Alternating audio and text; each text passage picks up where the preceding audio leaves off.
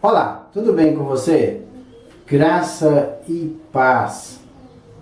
Hoje eu quero meditar em um texto que está no Evangelho segundo escreveu João, no capítulo 3, no versículo 16. Este versículo ele é muito conhecido, muito citado no nosso meio evangélico. Mas é bom lermos o 3,16 e também lermos os demais versículos que se seguem, pois eles são interessantes. Veja bem que João, este é o apóstolo do amor, foi o último apóstolo. Foi ele que escreveu as 3 epístolas e também ele escreveu o livro do Apocalipse, o livro das Revelações. Isso por volta do ano 95, durante o período do Império Romano, e quem estava reinando era Domiciano. E ele estava preso na ilha chamada Patmos quando ele escreveu o livro das Revelações. E provavelmente ele tem escrito também o Evangelho que leva o seu nome e as 3 epístolas. Este texto que está inserido aqui no capítulo 3, no versículo 16, muito conhecido, este versículo, impressionante que ele foi dito para apenas uma pessoa. Jesus não estava com uma multidão ao seu redor. Jesus não estava proferindo um sermão em uma sinagoga. Também não. Ele não estava reunido com os seus discípulos. Ele estava só. E quando ele estava só, chegou um homem chamado Nicodemos. O versículo 1 desse capítulo diz que havia entre os fariseus, ou seja, João traz a religião deste homem, ele era um fariseu, e tudo leva a crer que ele fazia parte do Sinédrio, apesar de que a Bíblia não diz, mas diz que ele era um dos principais, ou chefe líder. A palavra grega é arcone. Arcone é chefe líder, provavelmente ele era do Sinédrio. E este homem, como um fariseu, praticante da lei, ele foi ter com Jesus de noite. Por que ele foi ter com Jesus à noite? Eu creio que justamente devido ao seu cargo como um chefe líder, como um dos principais ali dos judeus, ele temia alguma retaliação por parte dos outros fariseus. Então ele foi procurar Jesus à noite. E outra coisa, ele observava aquilo que Jesus fazia. Com certeza, mesmo sendo fariseu, não sendo um seguidor de Jesus, ele seguia Jesus de longe, olhando aquilo que o Senhor Jesus fazia. Porque ele, logo que ele começa o seu diálogo com a pessoa do Senhor Jesus, ele diz Rabi, ou seja, Rabi aqui é meu professor. E diz assim, Rabi, sabemos que és mestre, vindo da parte de Deus, porque ninguém pode fazer estes sinais que tu fazes se Deus não estiver com ele. Ou seja, ele acompanhava Jesus com o seu olhar e via aquilo que o Senhor Jesus estava fazendo. Ele chegou à conclusão que ninguém poderia fazer aqueles sinais se Deus não fosse com esta pessoa. Então ele chegou que ele era um mestre vindo da parte de Deus. Veja bem que o texto aqui não diz que ele reconheceu Jesus como Messias. O texto diz que ele reconhece como mestre. Mestre é professor. Olha, Rabi, meu professor. Rabi é meu professor. Sabemos que o Senhor é professor, mestre, doutor, vindo da parte de Deus. Então, sabemos que o Senhor veio da parte de Deus. Porque ninguém pode fazer os sinais que tu faz se Deus não for com esta pessoa. E pode ver que Jesus não questiona a religião daquele homem, o farisaísmo. Não, ele não questiona. Até porque eu admiro os fariseus, porque eles eram ferrenhos observadores da Torá. Eu tenho que admirá-los. Queira Deus nós fôssemos observadores da palavra do Senhor como os fariseus eram. Estaríamos em uma condição bem melhor do que estamos hoje, se fôssemos observadores como eles eram. E Jesus disse, olha, em verdade te digo, que se alguém não nascer de novo, não pode ver o reino de Deus. Jesus ele não questionou a frase dita por Nicodemos. Ele já foi logo ao assunto, olha, ninguém pode ver o reino de Deus se este não for nascido de novo. Como Nicodemos não entendeu o linguajar do Senhor Jesus, ele diz, como pode um homem, sendo velho, ele nascer de novo? E ele pode, porventura, ele entrar no ventre materno e nascer uma segunda vez? Claro que o Senhor Jesus aqui estava dizendo que esse nascimento aqui é da água do Espírito. É um novo nascimento, é a regeneração. Porque o homem, sem a pessoa do Senhor Jesus, ele está morto em delitos e pecados. Mas quando o Espírito Santo, ele entra em nossas vidas, através da sua palavra, ele nos regenera. E nós somos nascidos de novo. É desse nascimento que a pessoa do Senhor Jesus estava dizendo para aquele homem. E ele prossegue o texto. E no versículo 16, que é o foco da minha meditação neste dia, ele diz, porque Deus amou o mundo de tal maneira que deu o seu Filho unigênito para que todo aquele que nele crê não pereça, mas tenha a vida eterna. Então, agora, Jesus apresenta a pessoa do Filho, porque Deus amou o mundo de tal maneira que deu o seu Filho unigênito. Quem é o Filho unigênito? A pessoa do Senhor Jesus. E diz aqui que Deus amou. E a palavra aqui, amar, é agapau. Agapau, nesse versículo 16, é amar de uma maneira assim tremenda. É gostar acima. É um amor que excede o nosso conhecimento. É um amor que dá sem interesse de receber em troca. Foi isso que o Senhor Deus fez por nós.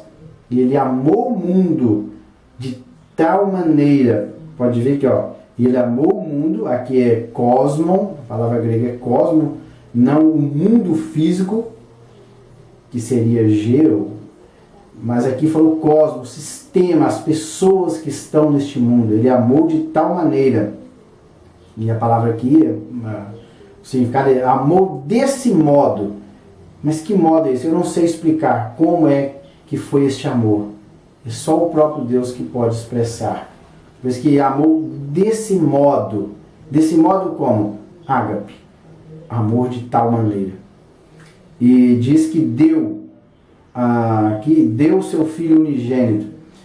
A palavra grega usada para dar aqui é didome.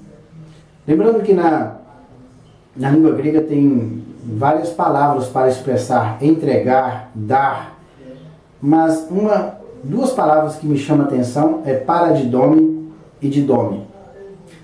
Didome é quando eu entrego ou eu dou algo por livre e espontânea vontade. Tem outra palavra que é paradidome. Paradidome é dar no sentido de traição. Eu fui enganado, eu fui traído e eu acabo entregando algo para alguém. Isso é paradidômio. Foi no caso do homem lá no Jardim do Éden. O homem no Jardim do Éden, ele foi enganado. E quando ele sofreu esse engano, ele entregou o domínio deste mundo nas mãos de Satanás. E lá é paradidômio, entregue através de traição. Mas aqui neste texto, o escritor usa didômio, ou seja, entregar voluntariamente, por livre e espontânea vontade. Por isso que, olha, porque Deus amou o mundo de tal maneira que deu o seu quê? O seu Filho unigênito, o único Filho de Deus, para que todo aquele que nele crê não pereça, mas tenha a vida eterna. Outra coisa que me chama a atenção é a palavra amor aqui, que é agapau. O tempo verbal aqui, desta palavra em si, ela está no aoristo. O aoristo, na língua grega, ele é extenso a explicação de como funciona o aoristo. Nós não temos esse tempo verbal na língua portuguesa, mas este tempo verbal ele é usado na língua grega e também no sânscrito, ali da língua oriental. O aoristo, ele significa, para começar, a palavra grega aoristo significa sem limite, indefinido, indeterminado. O aoristo, ele indica uma ação verbal ou acontecimento sem definir absolutamente o seu tempo de duração ou sem definir com precisão o tempo em que a ação ocorreu. É uma espécie de tempo indefinido e indeterminado. Isto é o aoristo na língua grega. Então, aqui, quando Deus amou o mundo, nós não sabemos o tempo que Deus amou o mundo. Pode ser na eternidade. Antes de Deus criar o mundo e todas as coisas que neste mundo tem, Deus já tinha amado este mundo. Então, por isso que o amor aqui, agapau, está no aoristo, ou seja, nós não sabemos quando foi a ação do verbo, quando aconteceu esta ação. Isso com certeza aconteceu na eternidade. E qual o tempo de duração também? Nós não sabemos. O próprio Deus estabeleceu esse período, porque Deus amou o mundo de tal maneira. E por todo o tempo que o homem estiver aqui nessa terra, esse amor permanece salvando os homens. Então por isso que, outra coisa que chama atenção, nós vamos ler o versículo 17 também. Aqui a palavra que nele crê, crê aqui é ser persuadido, ser convicto, ser convencido, para que todo aquele que nele crê, eu creio na pessoa do Senhor Jesus, aí sim eu não pereço. Aqui perecer é ser destruído, sofrer a penalidade eterna. Eu não sou destruído, mas, pelo contrário, ao passo que eu deveria ser destruído, a partir do momento que eu creio na pessoa bendita do Senhor Jesus, aí sim eu sou salvo e tenho a vida eterna. Outra coisa, versículo 17, porque porquanto Deus enviou seu Filho ao mundo, não para que julgasse o mundo, mas para que o mundo fosse salvo por ele. A palavra enviou, porquanto Deus enviou. Novamente, o tempo verbal aqui é aoristo. Ou seja, Deus já tinha, na sua onisciência, ele já tinha enviado o seu Filho em um tempo que nós não sabemos. Mas esse fato, ele concretizou há aproximadamente 2000 anos atrás. Mas a ação em si do enviar, isso pode ter acontecido na eternidade, porque está no aoristo. Nós não sabemos o tempo, porque o tempo é indefinido, é indeterminado. Então ele enviou ao mundo, quem? O seu Filho, não para que julgasse o mundo. Ele não veio para julgar o mundo. Ele veio para o quê? Para salvar o mundo. E prossegue o texto. Vamos lá. 18. quem nele crê não é julgado. Veja bem aí que o tempo verbal aqui é presente passivo. Veja bem que não é futuro. Aquele que crê, ele, no versículo anterior aí, para que todo aquele que não pereça, mas tenha a vida eterna, porquanto Deus enviou seu Filho ao mundo, não para que julgasse o mundo, mas para que o mundo fosse salvo por ele. Ele veio salvar as pessoas.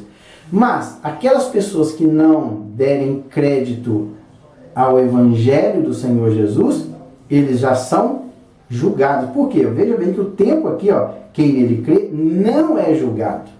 E aqui o tempo verbal é presente e passivo. E diz ainda que o que não crê, então quem nele crê, não é julgado. É presente. E quem não crê, já está julgado.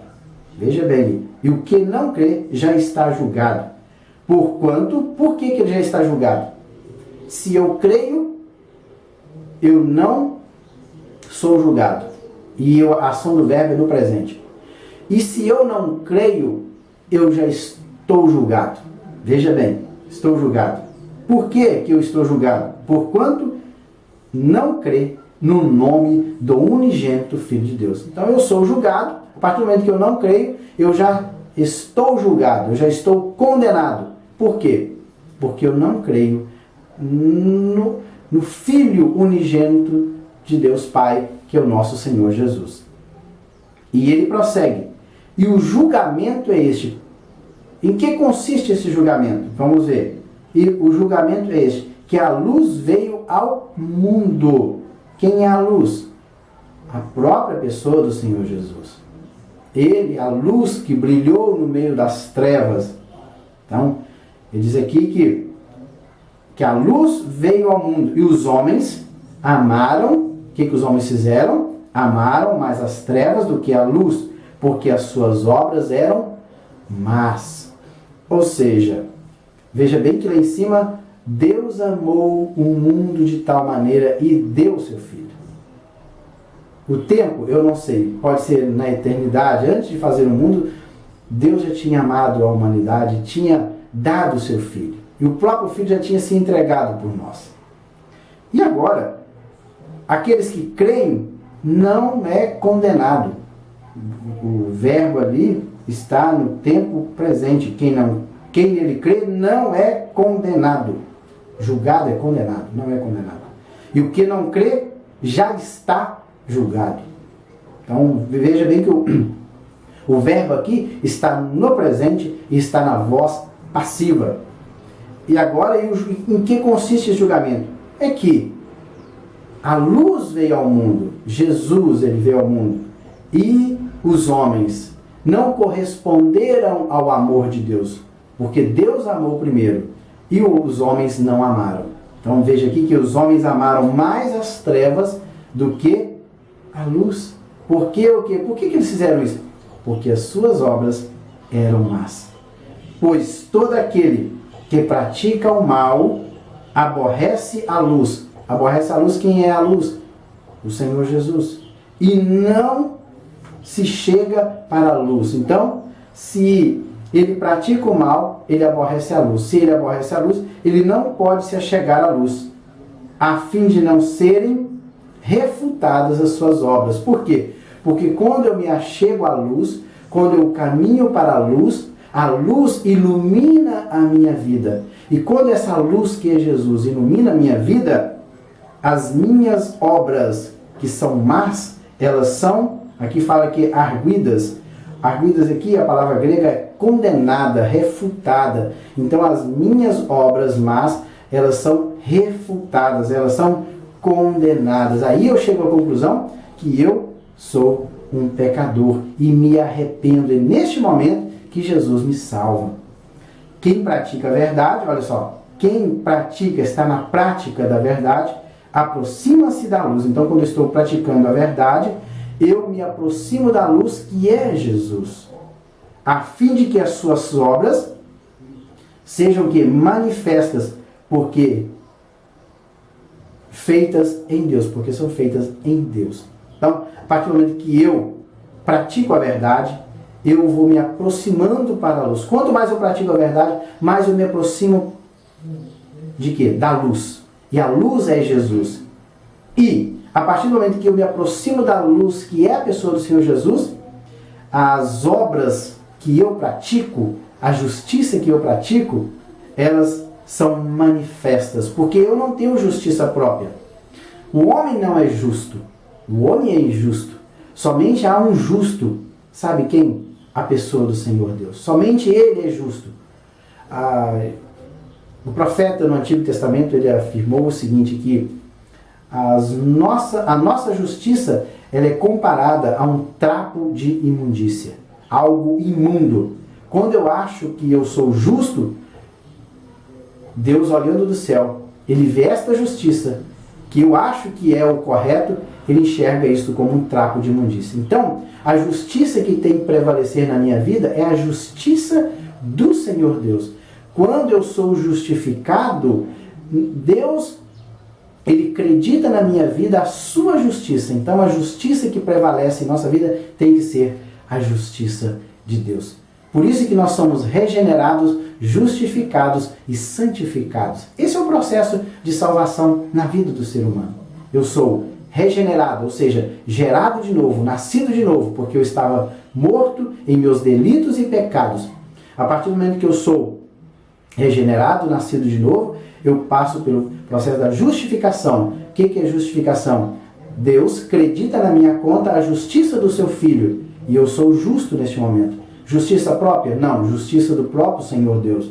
E depois eu vivo em processo de santificação. E este processo, ele vai terminar somente quando o Senhor Jesus vier buscar a sua igreja ou nós partirmos para a eternidade. Então, terminando essa pequena meditação, chegamos à conclusão que só Jesus pode salvar. Ele é o único Salvador deste mundo. Só Ele pode salvar os homens, só Ele pode tirar os homens das suas vãs maneiras de procederem, dos seus pecados, dos seus delitos. Só Ele é que pode resgatar o homem, pois Jesus, quando morreu no Calvário, Ele derramou seu sangue. E quando Ele derramou seu sangue, Ele nos comprou. Ele nos comprou com o seu próprio sangue. Isso chama-se resgate, remir, resgatar. Nós éramos escravos do pecado, nós estávamos mortos e o Senhor nos resgatou, nos reviveu e agora nós estamos diante da sua presença. Por isso que o único Salvador da humanidade é a pessoa bendita do nosso amado e querido Senhor Jesus. Que Deus em Cristo o abençoe e até o próximo vídeo. Até lá!